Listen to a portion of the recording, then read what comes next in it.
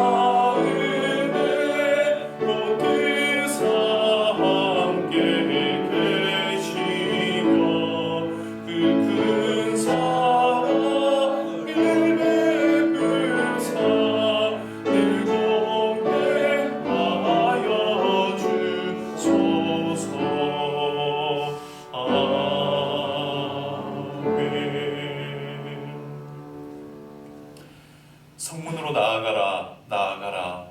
백성이 올 길을 닦으라. 그 길을 수축하고 수축하라.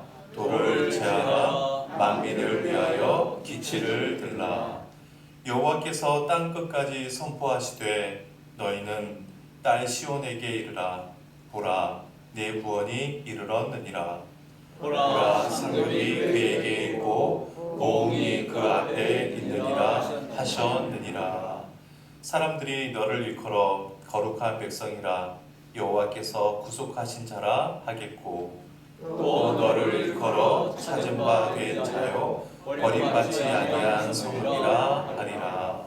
선지사 이사야의 책에 쓴 바 광야에서 외치는 자의 소리가 있어 이르되 너희는 주의 길을 준비하라. 그의 오실 길을 곧게 하라. 모든 골짜기가 메워지고 모든 산과 작은 산이 낮아지고 굵은 것이 곧아지고 험한 길이 평탄하여 지을 것이요 모든 육체가 하나님의 구원하심을 보리라 함과 같으니라. 아멘. 전능하사 천지를 만드신 하나님 아버지를 내가 믿사오며 그의 외아들 우리 주 예수 그리스도를 믿사오니 이는 성령으로 잉태하사 동정녀 마리에게서 나시고 본디오 빌라도에게 고난을 받으사 십자가에 못 박혀 죽으시고 장사한 지 사흘 만에 죽은 자 가운데서 다시 살아나시며 하늘에 오르사 전능하신 하나님 우편에 앉아 계시다가 저리로서 산자와 죽은 자를 심판하러 오시리라.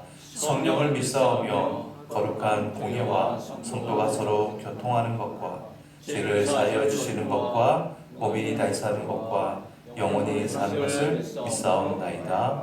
아멘.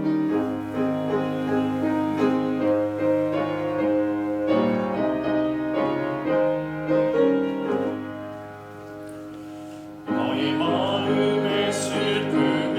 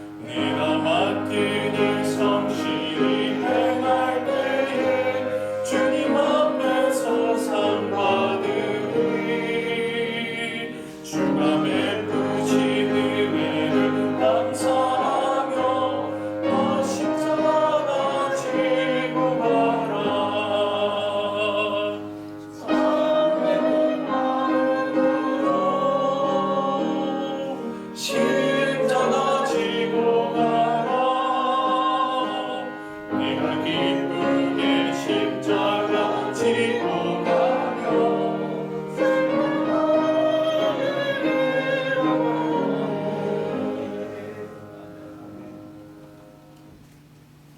성찬하겠습니다. 여러분의 앞에 있는 성찬상 뚜껑만 여시고 우리 함께 기도드리겠습니다.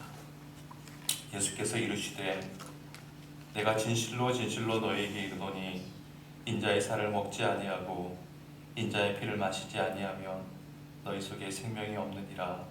내 살을 먹고 내 피를 마시는 자는 영생을 가졌고 마지막 날에 내가 그를 다시 살리리니 내 살은 참된 양식이요 내 피는 참된 음료로다.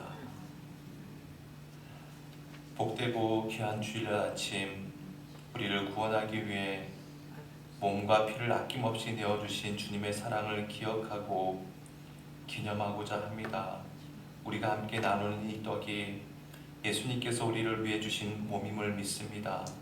또한 함께 나누는 이 잔은 우리를 위해 흘리신 피로 세운 새 언약임을 믿습니다. 소망하기는 우리가 이 떡과 잔을 나누면서 주님과 연합하게 하옵소서. 이 떡과 이 잔을 나누는 우리 모두는 또한 주님 안에서 함께 즐거워하고 함께 슬퍼하는 형제 자매로 살아가는 믿음의 공동체가 되게 하옵소서.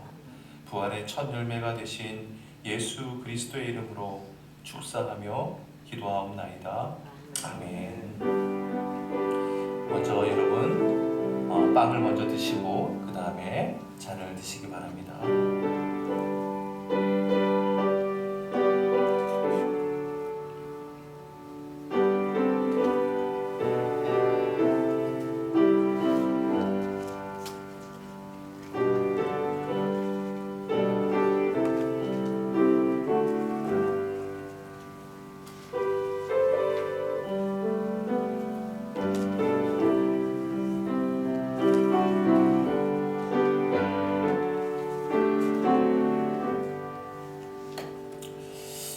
함께 기도하실 때 우리 회중을 대표해서 오서은 학생께서 기도하시겠습니다.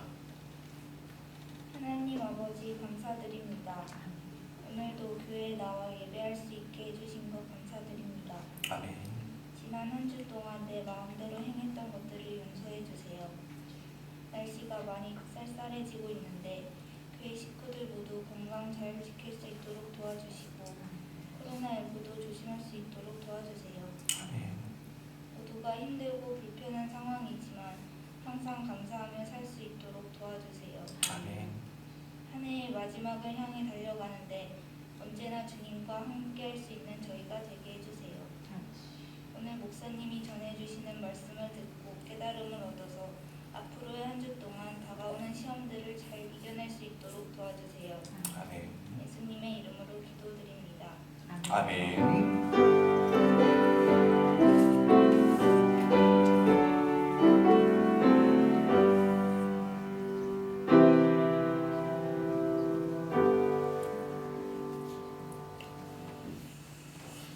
오늘 하나님께서 우리에게 주시는 말씀입니다. 사도행전 18장 5절로 8절의 말씀입니다.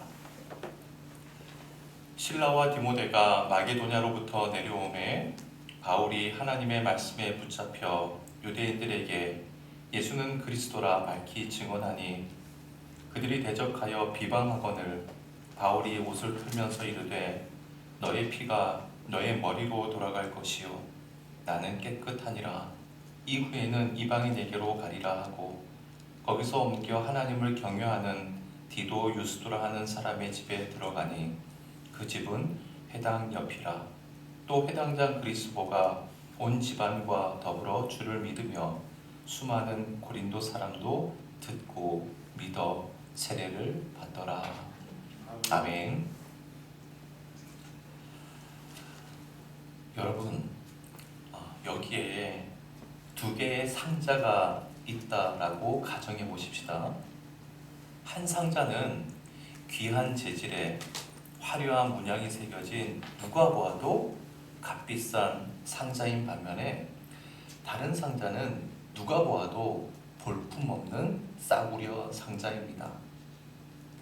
하지만 아무리 값비싼 상자라 할지라도 그 속에 오물이 들어있으면 그 상자는 오물 상자에 지나지 않습니다. 반대로 길거리에 버려진 폐지처럼 쓸모없는 상자라 할지라도 그 속에 진귀한 보물이 담겨져 있다면 그 상자는 필히 보물 상자임에 틀림이 없습니다. 따라서 상자의 가치는 상자 자체에 있는 것이 아니고 그 속에 담겨 있는 내용물에 의해서 결정이 됩니다. 오물이 든 상자는 겉은 아무리 화려해 보여도 오물 상자일 뿐이고, 보물이 든 상자는 형편없는 폐지로 만들어졌어도 보물인 이유가 바로 여기에 있습니다. 여러분, 우리의 인생도 이와 같습니다. 일전에 사도행전 13장을 우리가 함께 묵상할 때 나누었는데, 바울이 1차 전도여행을 떠났을 때 지금의 터키 대륙에 있는 비시디아 안디옥에 방문했던 적이 있습니다. 근데 그 비시디아 안디옥 안에 있는 유대인 회당에서 하나님의 말씀, 복음을 전했습니다. 그때 이런 언급을 한 적이 있습니다. 사도행전 13장 25절 말씀인데요. 함께 읽어보십시다. 요한이 그 달려갈 길을 마칠 때에 말하되 너희가 나를 누구로 생각하느냐? 나는 그리스도가 아니라 내 뒤에 오시는 이가 있으니 나는 그 발에 신발끈을 풀기도 감당하지 못하리라 하였으니. 여기서 바울이 언급한 요한은 예수님의 12제자 가운데 한 명인 요한이 아니라 예수님께서 공생애를 시작하시기 전 요단강에서 세례를 베풀던 요한을 가리키는 사람입니다. 사람들은 그 요한을 예수님의 제자와 구별하기 위해서 세례자 요한 또는 세례 요한이라고 불렀습니다. 그런데 여기 보면 특이한 표현이 나옵니다. 세례 요한이 죽음이 임박했을 때를 가리켜서 바울은 요한이 그 달려갈 길을 마칠 때라고 표현했다는 사실입니다. 여기서 이 우리말 달려갈 길로 번역된 헬라어 단어가 드로모스예요. 이 드로모스라는 단어의 뜻은 인생 여정을 의미해요. 그리고 마치다라고 하는 의미의 헬라어 플레로는 가득 채우다라는 뜻입니다. 즉 바울은 세례 요한의 마지막 말년의 모습을 가리켜서 그가 그의 인생 여정을 가득 채웠다라고 표현했다는 겁니다. 자, 그러면 세례 요한이 대체 무엇으로 자기 인생 여정을 채웠다는 것일까? 사도행전 13장 25절 말씀을 제가 다시 읽어보겠습니다. 요한이 그 달려갈 길을 마칠 때에 말하되 너희가 나를 누구로 생각하느냐? 나는 그리스도가 아니라 내 뒤에 오시는 이가 있으니 나는 그 발에 신발끈을 풀기도 감당하지 못하리라. 당시에 많은 사람들이요, 이 구약 성경에 나오는 선지자들이 예언한 그리스도가 바로 세례 요한이라고 생각했습니다. 그래서 수많은 이스라엘 백성들이 세례 요한을 쫓아왔습니다. 하지만 세례 요한은 자신의 죽음이 임박하자 자신에게 몰려든 사람들을 향해서 너희가 나를 누구로 생각하느냐? 나는 그리스도가 아니다 라고 외쳤다는 거예요. 여러분, 나는 정말로 진짜로 그리스도가 아닙니다. 세례 요한은 자신이 누구인지 정확하게 알고 있었습니다. 또한 자신은 자기 뒤에 오시는 이, 즉 예수 그리스도의 신발끈을 풀기도 감당할 수 없는 자임을 분명히 알았다는 거예요. 그리고 사람들의 인기에 영합해서 자신이 예수님보다 높은 위치에 있다고 착각하거나 흔들리지 않았습니다. 그러면서 세례 요한은 자신의 인생 여정을 자신의 삶으로 채웠습니다. 여러분, 그렇습니다. 인생은 자기 인생 여정을 자신의 삶으로 채워가는 겁니다. 그 누구도 자기 인생 여정을 자기 대신 채워줄 수가 없습니다. 자기 인생 여정을 자신의 삶으로 채워가는 것이 인생이라는 데에는 그 어떠한 사람도 예외일 수가 없다는 겁니다. 그러므로 인생의 가치는 인생의 겉모양에 있는 것이 아닙니다. 인생의 겉모양이 아무리 화려해도 자신의 인생 여정을 물거품처럼 허망하게 사라져버릴 욕망과 쾌락의 삶으로 채우는 사람이라면 그의 인생은 악취만 진동하는 오물상자에 지나지 않을 것입니다. 반대로 비록 일평생 가난 속에서 남루한 옷을 입고 산다 할지라도 자기 인생 여정을 생명과 진리의 삶으로 채워가는 사람이라면 그의 인생은 하나님 앞에서 존귀한 보물 상자임이 분명합니다. 이처럼 인생은 자기 인생 여정을 자기 자신의 삶으로 채워가는 것이기 때문에 인생은 철저하게 자기 책임입니다. 여러분, 생각해 보세요. 만약 자신이 살아온 인생의 결과를 놓고 누군가를 탓하고 원망한다면 그보다 더 어리석은 사람이 어디 있겠습니까? 따라서 우리에게 중요한 것은 지금부터라도 우리 각자의 인생을 주님 안에서 바르게 채워가는 겁니다. 주님 안에서 이루어지는 인생 여정에서는 설령 오물상자처럼 무가치하고 망가진 인생일지라도 얼마든지 보물상자로 역전이 가능하기 때문입니다.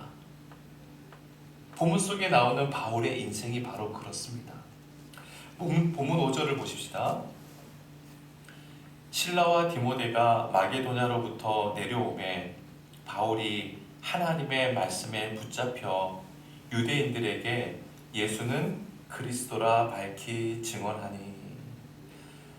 우리가 2주 전에 살펴본 것처럼 바울은 거대한 타락의 도시 고린도에서, 그것도 자신에게 심히도 적대적인 유대인들이 포진하고 있는 회당에서 혼자서 하나님의 말씀을 전했습니다.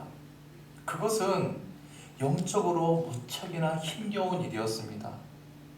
하나님께서 예비해 두신 아굴라 부부가 곁에 있긴 했지만 이제 막 복음을 영접한 그들은 아직까지는 영적으로 성숙한 동역자는 아니었습니다.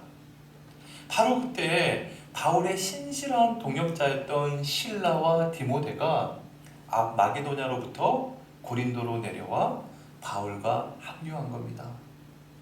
그와 동시에 힘겨웠던 바울의 영혼이 힘을 얻었습니다. 그리고 더욱 새롭게, 더욱 강건하게 소생할 수 있었습니다. 그리고 하나님의 말씀에 더욱더 사로잡혀서 유대인들에게 오직 예수님만 인간을 죄와 사망에서 구원하시는 그리스도이심을 밝히며 증언했습니다. 바울은 본문 이후에 수년이 지난 이후 3차 전도여행을 하게 되는데 그 3차 전도여행 중에 에베소라고 하는 곳에 들렀습니다. 그 에베소에서 고린도 교회에 써보낸 편지인 고린도전서에서 이렇게 고백하고 있습니다. 고린도전서 2장 1절로 2절입니다. 함께 읽어봅시다. 시작. 형제들아, 내가 너희에게 나아가 하나님의 증거를 전할 때에 말과 지혜의 아름다운 것으로 아니하였나니 내가 너희 중에서 예수 그리스도와 그가 십자가에 못 박히신 것 외에는 아무것도 알지 아니하기로 작정하였음이라. 바울은 헬라어와 히브리어에 능통했던 사람입니다. 그뿐만 아니라 학식도 굉장히 뛰어난 사람이었어요. 하지만 바울은 고린도에서 복음을 전할 때 인간의 말과 지혜, 즉 논리적이고 철학적인 뭔가 좀 그럴듯한 유식한 그런 미사 여구를 동원하려고 하지 않았습니다. 그가 전한 복음의 핵심은 오직 십자가에 못 박히신 예수님만 그리스도시라는 거였습니다. 그런데 여러분, 사실 바울이 고린도에서만 그랬던 것이 아니잖아요. 바울이 전도 여행을 시작하면서 로마에서 참수형을 당할 때까지 언제 어디서나 바울은 미련하게 보일 정도로 우직하게 외쳤던 것은 오직 십자가의 예수님만 그리스도시라는 거였어요. 예수님 이외에는 이 세상 그 누구도 인간의 죄값을 치르기 위해 대신 죽어준 이가 없고, 또한 예수님만 죽음을 깨뜨리시고 영원히 부활하심으로 반드시 죽어야 하는 인간에게 영원한 생명의 길을 열어주셨기 때문입니다. 따라서 바울이 줄곧 예수님만 그리스도이심을 증언하는 그 삶을 살았다는 것은 그가 주님의 부르심을 받은 이후에 자기 인생 여정을 오직 예수 그리스도의 생명과 진리로 채우는 삶으로 일관했다는 말이기도 합니다. 이와 관련해서 고린도전서 9장 27절과 15장 31절도 함께 읽어보십시다. 시작. 내가 내 몸을 쳐 복종하게 함은 내가 남에게 전파한 후에 자신이 도리어 버림을 당할까 두려워함이로다. 형제들아, 내가 그리스도 예수 우리 주 안에서 가진 바 너희에 대한 나의 자랑을 두고 단언하노니 나는 날마다 죽노라. 보세요. 바울은 자신의 몸을 쳐서라도, 자기 자신을 죽여서라도 처절할 정도로 자기 인생 여정을 오직 예수 그리스도의 영원한 생명과 진리로 채워가는 삶을 살았습니다. 여러분, 바울은 본래 어떤 사람이었죠? 바울은 교회를 짓밟고 그리스도인들을 박해하던 흉측한 폭도이지 않았습니까? 그런데 그 바울이 위대한 사도 바울이 된 거예요. 무슨 힘일까요? 자신의 인생 여정을 예수 그리스도의 생명과 진리로 채우는 삶을 살았던 그 바울의 인생이 예수 그리스도 안에서 대역전극을 이룬 겁니다. 예수를 믿은 이후에 바울은 평생 헐벗고 굶주리며 가난 속에 살아야만 했습니다. 그래서 비참하게 참수형을 당해야만 했습니다. 바울의 인생 역시 겉모양을 보자면 세례 요한처럼 길거리에 버려진 쓸모없는 오물상자처럼 보입니다. 하지만 그는 영원한 하나님의 말씀인 사도행전의 주인공이 되어서 영원히 살아있습니다. 자신의 인생 여정을 예수 그리스도의 영원한 생명과 진리로 채우는 삶으로 살았던 그의 인생이 예수 그리스도 안에서 영원한 생명과 진리의 보물상자로 승화한 덕분이었습니다. 그런데 여러분, 그 영광은요, 저절로 얻어진 것이 아닙니다. 바울이 날마다 자신을 쳐서 자신을 죽여서 복종시킬 정도로 자신과 처절하게 싸우면서까지 그가 선택한 삶의 결과였던 겁니다. 그런데 오늘 본문에서는 우리는 바울과 정반대의 사람을 만나게 됩니다. 본문 6절을 또 봅시다. 그들이 대적하여 비방하거늘 바울이 옷을 털면서 이르되 너희 피가 너희 머리로 돌아갈 것이요 나는 깨끗하니라 이후에는 이방인에게로 가리라 하고. 자, 여기 보면 바울이 복음을 열심히 전했어요. 확신에 차서 또 실라와 디모데가 온 이후로 더욱더 하나님의 말씀에 사로잡혀서 열심히 복음을 전하는데, 그 바울의 복음을 들은 유대인들은 오히려 바울을 대적하여 비방했다는 거예요. 여기서 우리말 대적하여 비방한다는 것은 2주 전에도 말씀드렸듯이 단순하게 중상모략하고 욕설을 퍼붓는다는 의미가 아니라 조직적인 형태를 갖추어서 회방하고 폭력까지 서슴지 않는다는 것을 의미한다고 했습니다. 그동안 바울에게 심히 적대적이었던 유대인들이 더욱더 조직적으로 바울을 괴롭혔다는 거예요. 그리고 집요하게 배척을 한 겁니다. 근데 여러분 잘 보세요. 지금 바울이 복음을 전한 장소가 어디입니까? 4절에 의하면 바울이 예수님만 그리스도이심을 전하고 있는 이 장소는요, 고린도에 있는 유대인 회당입니다. 그곳에는 유대인들과 헬라인, 즉 이방인들도 함께 섞여 있어요. 아마도 유대인들이 훨씬 더 많았을 겁니다. 그런데 바울의 설교를 듣고 조직적으로 바울을 괴롭히고 집요하게 배척했던 사람들은 하나님을 알지 못하는 이방인들이 아니라 자칭 하나님의 선택받은 백성, 하나님의 선민임을 내세우는 유대인들이었다는 겁니다. 그들은 하나님을 믿는다고 하면서도 자기 인생 여정만은 자신들의 관습, 자신들의 신념, 그리고 아집과 욕망으로 자신들의 삶을 채우는 사람들이었습니다. 아마도 그들은 바울보다 좋은 집에 살았을 겁니다. 좋은 옷을 입고 좋은 음식도 먹고 더 많은 것들을 지니고 살았을 겁니다.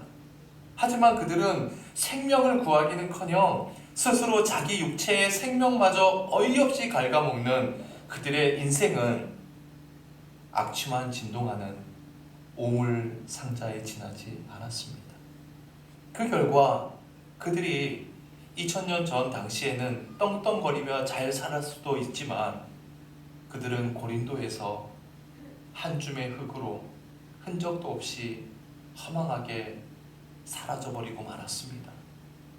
하지만 동일한 기간 똑같이 고린도에 살았으면서도 영원한 생명과 진리의 보물상자로 살았던 바울의 인생은 비교할 수가 없습니다. 그렇다면 그 유대인들은 너무나도 허무한 인생이 아닐 수가 없습니다. 여러분, 그것은 그 누구의 탓도 아니었습니다. 그와 같은 삶을 스스로 선택했던 그들 자신의 책임이었습니다. 사랑하는 새가는교회 교우 여러분, 지난주에도 말씀드렸듯이 우리 각자는 자신의 인생을 써내려가는 작가입니다. 인생 여정이라는 종이 위에 삶이라는 펜으로 자기 인생을 써내려가는 인생 작가라고 할 수가 있죠. 그렇다면 자기 인생 여정을 어떠한 삶으로 채워갈 것인지, 그것은 전적으로 우리 각자의 선택사항이지 않겠습니까? 그리고 그 선택에 대한 책임 또한 그 누구도 아닌 우리 각자의 몫입니다. 소망하기는 지금 이 순간부터 자신의 인생 여정을 예수 그리스도의 영원한 생명과 진리로 채워가는 삶으로 일관하시길 주님의 이름으로 축원해 드립니다. 그러한 인생에는 상상치 못할 대역전극이 있습니다. 비록 세상에서는 길거리에 버려진 쓸모없는 오물상자 같은 인생일지라도 예수 그리스도 안에서는 영원한 생명과 진리의 보물상자로 얼마든지 승화할 수 있기 때문입니다. 어떻게 그것이 가능한 줄 아십니까?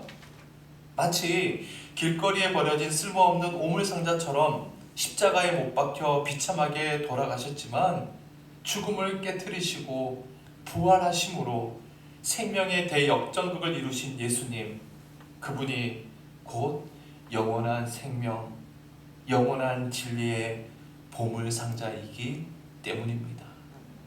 여러분 꼭 기억하십시오. 자기 인생 여정을 예수 그리스도의 영원한 생명과 진리로 채우는 삶을 사는 사람만 이 세상을 떠나는 순간 바울처럼 영원한 생명의 유산을 남길 수가 있습니다. 마지막으로 바울이 참수형을 당하기 직전 기록한 디모데후서 4장 6절로 8절의 말씀을 믿음의 눈과 마음으로 읽어보십시다. 우리 세 번역인데요. 함께 읽어보십시다. 시작. 나는 선한 싸움을 다 싸우고 달려갈 길을 마치고 믿음을 지켰습니다. 이제는 나를 위하여 의의 면류관이 마련되어 있으므로 의로운 재판장이신 주님께서 그 날에 그것을 나에게 주실 것이며 나에게만이 아니라 주님께서 나타나시기를 사모하는 모든 사람에게도 주실 것입니다. 아멘. 우리 결단의 찬양 내 인생 여정 끝내요 함께 부르겠습니다.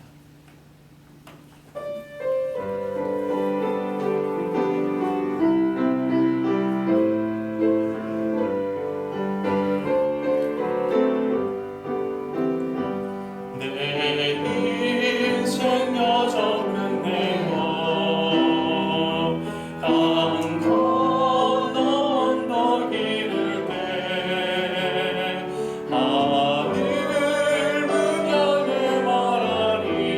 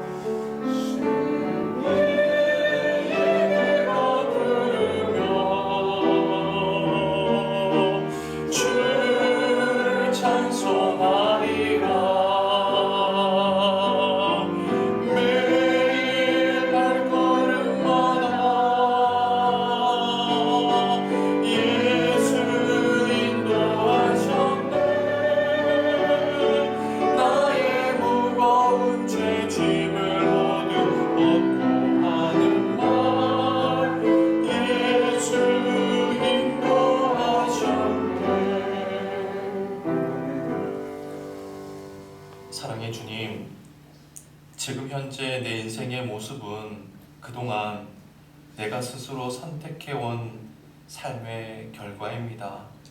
그런데도 나는 그 결과들을 놓고 남을 탓하고 원망하는 어리석은 인간이었습니다.